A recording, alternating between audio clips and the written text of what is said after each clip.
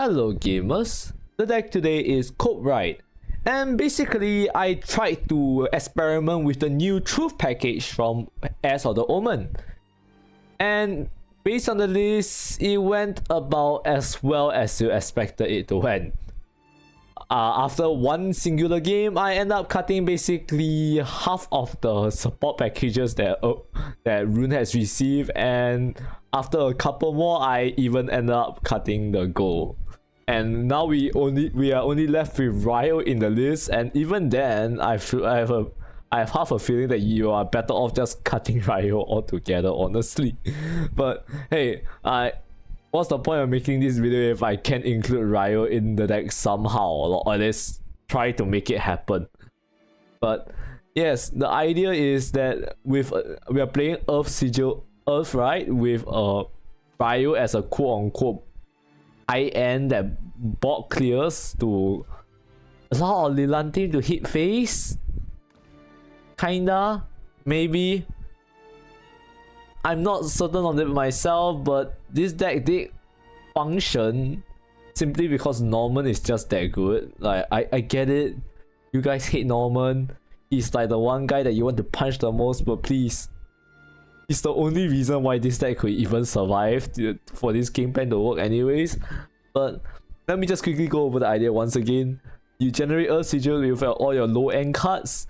And then once you are at turn 8, you drop the Lantim, and then from there you try to proceed to hit face as many times as possible. I hope that you eventually close out the game before your opponent finishes you off.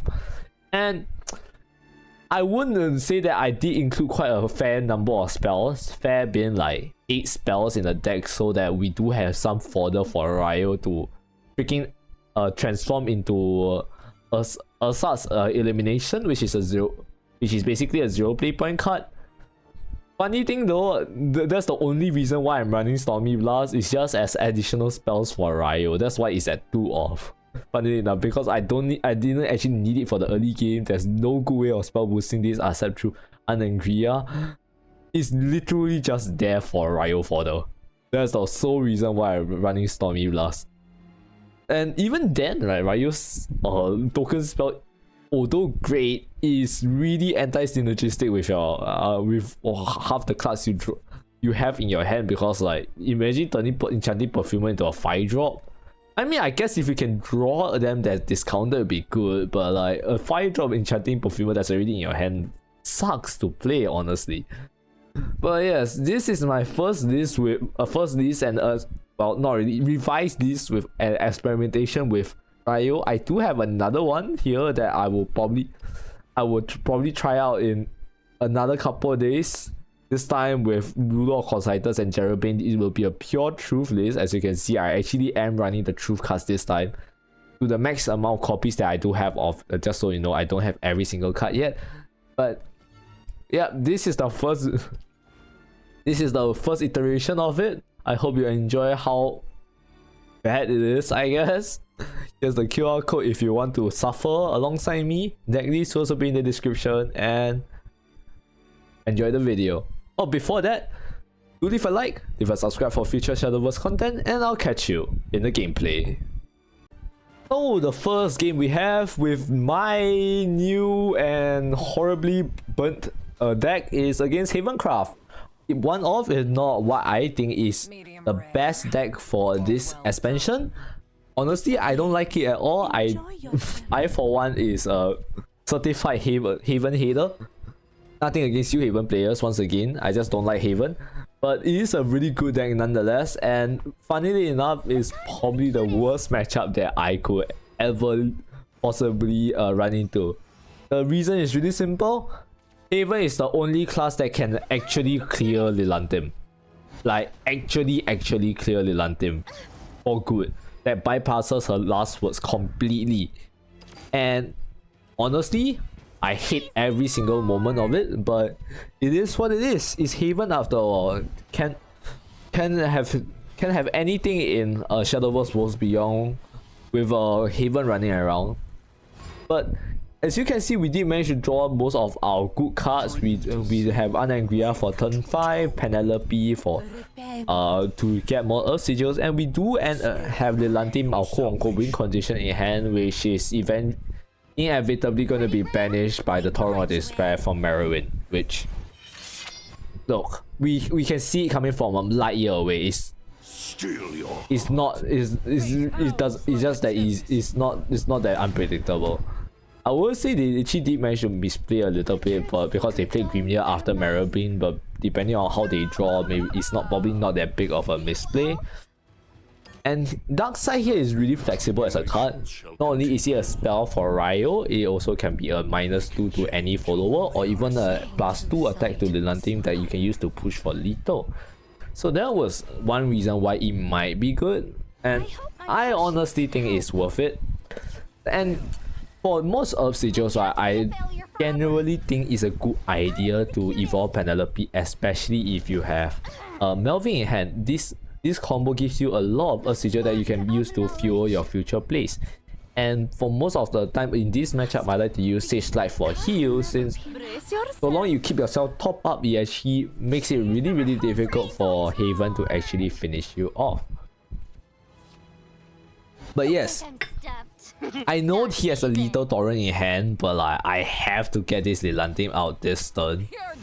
Otherwise, you're never getting hit her out. I don't really have a much better play. In my opinion, maybe you could have played normal, maybe you can play apprentice, but at least this forces the. Oh, actually no, mistake. I totally forgotten. But if we just took a look at the quest, at the battle log, right, he already played his first Torrent of Despair for Merowin. I completely slipped my mind. He played on the Anangria, but in that case, I think I was hoping that he doesn't have another Merowin, but guess what? They are my opponent and they are Haven, so obviously they will have it. It just makes sense, obviously. And as you can see, the Stormy Blast is literally just used as fodder. I could have just normal evolved Raio, honestly, but I wasn't thinking that far ahead. I just played it and used it just because I can to conserve the evolve point, which I can use from my Lilantim. But hey, from this point on, at least all our cards are discounted, so long we can keep drawing our cards, we are actually going to be in a pretty solid spot. But our opponent is also in a very good spot. They got the Barrier from Temple of Repose and also have 5 total crafts, which makes it more than just slightly annoying. But Norman was pretty good here, since he's not only heal, which stalls out the turn a little bit more, he's also draw, which is also pretty good. Do I have used that Stormy Blast? Honestly, probably not. I could have just traded Norman in, but looking at this, it might have been the best choice. It did absorb 1 damage from a crash zone, but it probably didn't matter that much. But hey, Fate's head will roll. I'm not gonna lie though, a 4-cost Odin is actually pretty good, and allowing me to play a Lilantim alongside it is pretty good. I would say the only reason why I was so confident in playing Lilantim here is 1, I given up on the. If they play a Merowin, I would have totally given up, and I know that Himika poses 0 threat to me since their crest zone is full. So like that's why I was so confident in playing Lilantim here. Yes, giving up is a valid option. Behold, and since they did this play, The world will be a better place. surprisingly stupidly, I would say, they completely lost out on value. They still managed to get the burn on me though through my Lilantim, but at least she's not banished. Thank God. Thank God she's not banished. But yes, another Odin once again, just to get through over awards. Of course, once again discounted by Raio. Oh my goodness, so broken. We can even play alongside a normal, which I used to heal, and then subsequently draw as well, since, well, Earthright doesn't have any draw. What do you expect? And we get more heal from Sage Slide because clearly Rune doesn't have enough heal. I get it. This is the best example of what it means to hate Rune because her Norman is bastard, but once again, he's the only reason why I'm even surviving this far. Look, I'm heavily biased. Ready, Greya? Right behind you, Anne. So for now, we do actually play one enhanced overcosted follow from hand, since, well, I am actually running out of cards, surprisingly. Surprise. lack of draw for Earth, right? Nothing special. But and I believe we don't actually have a lot of better cards in the bottom of my deck that is actually useful. Funnily enough, it's actually probably all cards that don't actually win. But once again, the Haven follower healed 10 because Maddening Benison is such a fair and honest card. I did have Guilderlist in my deck. I actually forgot about this. But Guilderlist is pretty good, especially when discounted. Simply being a card that just can buff your Lilantim that makes her 7 attack and also deal 5 with her I hope my potions can token spell, which is only 5 because she's discounted by 3, not 8 anymore. Where did my Raio go? I think I shuffled him back into my deck because I didn't need him anymore. That's probably the case, and once again, Lilantim full tanks the damage. Thank God for Lilantim, which is my goat. And here we had to wait for that barrier to fall down yet once again. Isn't this game fun? Isn't Raio so good? I'm already running out of cards in hand. You know what's the best thing? I believe only one of Raio's package, or at least the true package draws. No, 2 of them. Well, the Haria draws too, but like, can we really consider her a draw? I wouldn't consider her a draw, but you know, if you guys consider it, I guess she's kind of a draw. I wouldn't play it though. And I do commit the Lilantim as well, just get a full board, and with that the game is over. Fun game.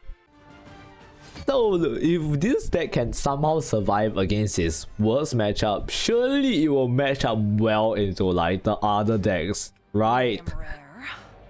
If you're lucky, I guess it makes sense. But once we're up against Rune again, if you don't know what Rune does, this is obviously dirt boost. No one is crazy enough to test out a dirt ride with Raio like me. I mean, there's probably people out there, but we are not sane. But I hope you understand. But we have a dedicated cause and we want to fight for it. Not me. I just want to play. I just want to play dumb decks, and this is one of them. Unfortunately, our early game is exactly like the previous third video I made. We spent our early game just playing followers and stacking Earth Sigils because that's simply the best way to do to play this deck, and also the only way to play this deck unless you want to run out of resources in the late game. You don't want to do that. That's not good. And you know what's the best thing? Well, I'm pretty sure when I was playing this game against this specific player in particular, I was wondering whether she's spell boost or actually legitimately just another third player just like me. Throughout the game, up until turn 7, I was completely uncertain because he was playing cards that I would completely run in the Earthright deck because they are Earthright cards. And you genuinely cannot tell the difference because it never changed. It's just the way it is. It's utterly baffling. Like you could try tell me one card they play that you can find in both the as well as spell boost. Like in fact, I'm the one that revealed what archetype I was playing by playing Enchanting Perfumer, which is a card that you run exclusively in Earthright list because there's no reason why you'd be running this card in spell boost at all. You know, actually, now that I think about it, probably the Flames of Chaos was a sign that she was playing pure the boost, but you know the things. I'm not here to like question whether Flames of Chaos is good in the Earthright list or not. But you know what's funny? Actually, now that I think about it, Kuon isn't even that exclusive to spell boost. People do run him in the Earthright decks. So I guess even at this point in the game, you still couldn't tell. But hey, does that really matter? Because we are committed. We are the Earthright, pure Earthright. I should say the slower version that doesn't rely on Juno. And with Lilantim, I got him down.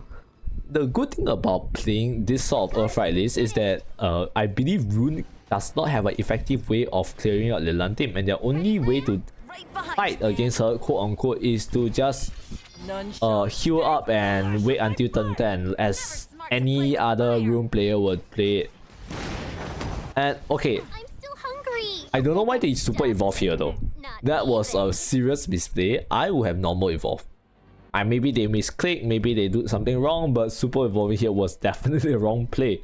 Probably, yeah, it's a Ruby game. Like, what do you expect?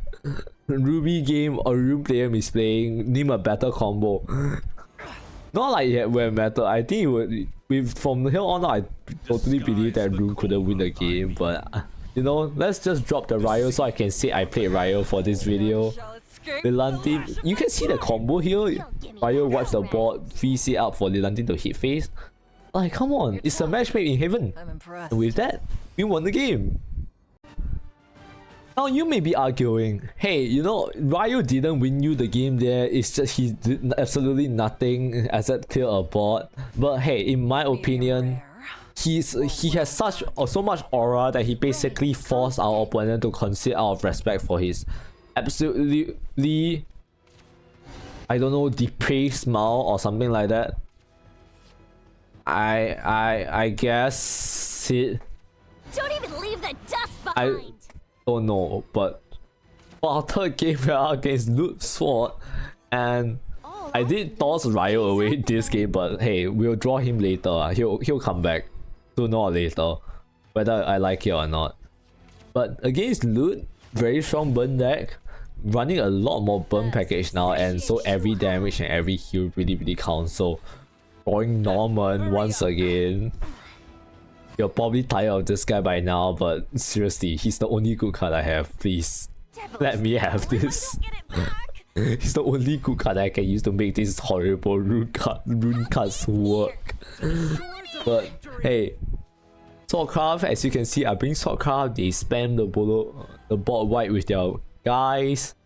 It is what it is, but fortunately, Enchanting Perfumer is one of our best 4-drop clears for a board like this. Below average stats, but ability to select an enemy follower to deal 3 is really good and can consistently clear any turn 3 boards or even turn 4 boards if the 4-drop is understated. And you can see they had to commit quite a fair bit of ability cards to clear her out as well. Doesn't really matter end of the day, but you know, I don't know. We are just looking for cards now though.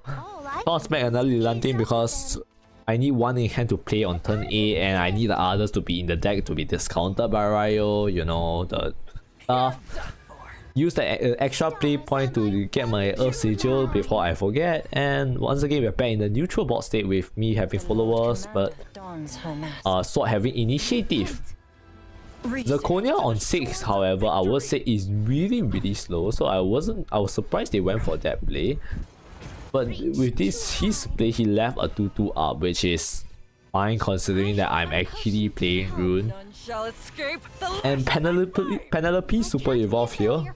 Actually surprisingly really good value. I find myself using her super evolve quite a fair bit. Although I would say it might have been better saved for Norman, but getting a draw as well as a heal as well as the Earth Sigils is just that good sometimes. And honestly for the Lilantin, you only need the super evolve to get her onto the field safely, and once that role of hers is done, you are basically free to do whichever you want. I didn't actually use this the extra play point to cheat out Lilantin though, surprisingly this game. I'll explain why, because The truth seeker dons her he only have one card. Using one super evolve to get rid of one card with a Lilantin just feels really bad, and I don't want to do that, so I committed other resources instead to conserve this Lilantin and the super evolve, and it turns out being the quote-unquote right idea, since now the super evolve can go to Norman instead. Otherwise I only heal 4 instead of a potential 8. Heal and heal again. Once again, yes, Norman win me the game. Honestly, you really can just make a strong argument that Raio does nothing for Earthrise, but he's in the list, so, and he's here. Duh. Right, he showed up. Look at it. And look at the absolute, this absolute unit here just showing up when it mattered the quote-unquote most. He came in just in time to absolutely just dunk on this guy. Show him what it means to be the elimination manifest and what it means to be the best gamer alive. Everything!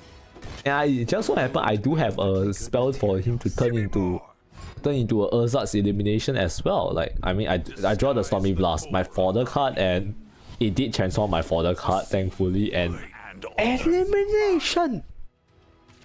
I shall return what's He did stuff. He cleared one follower. Look how good he is. And my cards are all discounted now, but I don't get any draw because who needs draw, am I right? Ha ha ha ha ha.